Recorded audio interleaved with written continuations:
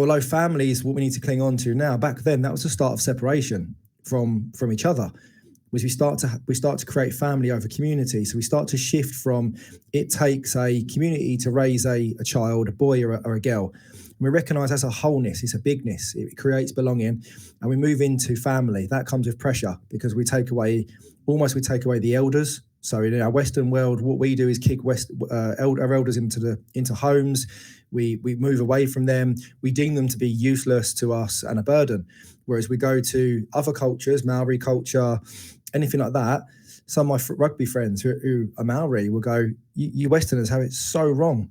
Like, we absolutely rever our elders. They come and live with us when they get to an age where they need taking care of, because they have so much use for us with the wisdom they have, with the foresight they have, with the calmness in their energy and the demeanor that we need to surround ourselves with in this crazy world. And they're like, you Westerners have it nuts. You're selling breathwork courses or meditation courses, and you're basically training yourself in these areas to then sell that to someone else. Whereas in Maori culture, in our culture, it's a given. Like, we connect with nature, we breathe slowly. No one's trying to profiteer off each other through these deemed new sciences because they've been around for centuries. Yet you lot kick everything into the curb or try and profiteer from each other on the back of the culture you're living in. And it was like, wow. Like, when I learned that, it was so mind-blowing for me, because I was like, it's so right, it's so true, and I know it to be true. And part of me is like, God damn, I'm part of this stupid movement in the Western world where, you know, we're trying to look for these people to come in, and there's nothing wrong with that. Like, the trouble with the Western world is we manipulate to do things to create a living for ourselves, because basically there is a need. We are utterly stressed. We are suffering with an anxiety pandemic, and we need people to come forward and go, okay, yeah, like, I need a living, because that's how we're set up in the Western world, and I'll go and learn a tool from back when to bring to the world now in where I live, in this environment, to help you. So in one regard, I sit there and think, okay, yeah, we have got it so wrong. But at the same time, there's people of light who have gone, yeah, we have, but needs must right now. And I'll do what's required. I've come off topic a little bit, mate, but if we go back for that journey, it's allowing the boys especially to see how this has unfolded, that family and mini tribe together was the start of bartering and trading. Is like, you plant seeds for bread. I'll create malt and we'll have whiskey. You give me that, I give you this. But unconsciously, what we create with that is almost the start of competition, because what we have then is debate. My bread, you're getting more bread for what you're giving me whiskey.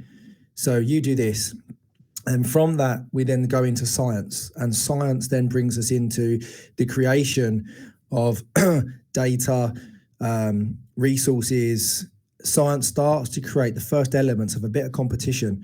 With science, then quickly follows the Industrial Revolution. And the Industrial Revolution is the biggest turning point in humankind, because what we create is separation. Because the father separates from the home. We deem now that some bright light suddenly cuts their piece of paper off the tree and goes, oh, hold on a minute. With this one piece of paper, I'll cut it into 4, and I'll put a 5 on one, a 20 on another, a 10 on another, a 50 on another piece. And we'll paint it with the same ink. And what we'll do is we'll convince all these people, these human beings, that the 50, even though it's used the same ink on the same paper, we'll convince everybody that means more than the 5. And we can create division through competition. And we can create a real divide through self-worth, through job, and separate them from what actually matters in their life. And we'll put them in factories to earn these pieces of paper and separate them from all their life, so they start to measure themselves against this piece of paper, otherwise known as money. And the father separates from the home, and what comes with that now is men's loss of identity. We've lost being on the floor, playing with the children in the community.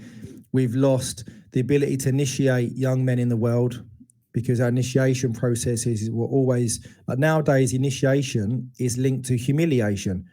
So you go to university, we go to rugby clubs, sports, anything like that. And your initiation to be part of that is always linked to humiliation. Whereas back then, the initiation was growth. It was, you'll be initiated through doing a task of hardship where you will grow as an individual. And once you've gone through that hardship of growth through tasks that the elders set, and you're welcome to community, they deliberately set the initiation processes for you to learn about yourself, but also that when you come back into the community, the elders go, we'll now bless you as a man, not a boy.